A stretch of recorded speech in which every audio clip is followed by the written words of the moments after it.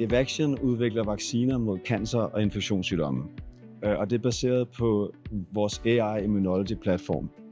Det vi har gjort, som er helt unikt i Evaxion, det er, at vi har med vores AI Immunology platform, derfor har vi formået nu her at kunne forudsige effekten i mennesker inden for cancer. Det vil sige, forudsige om vaccinen virker, og vi kan korrelere den med den score, AI-modellen giver med human beskyttelse.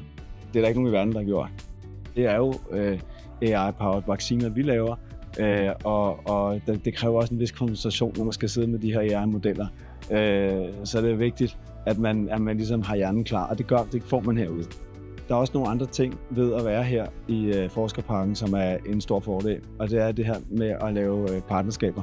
Og der har vi jo allerede lavet vores partnerskab med Expression, som ligger lige herovre på den anden side af vejen, som er meget succesfuldt. Science Parkens administration har været sindssygt god til at ligesom finde ud af, hvad er vores behov, og så meget lynhurtigt gå ind og skabe ændringerne. Det her laboratorium er blevet bygget fuldstændig designet efter vores ønske, med meget tæt samarbejde med Science Parken, og også på meget kort tid blev det lavet, og til en rigtig fair pris. Fremtiden for Evaxion ser rigtig lys ud, så bedre kan det jo ikke blive.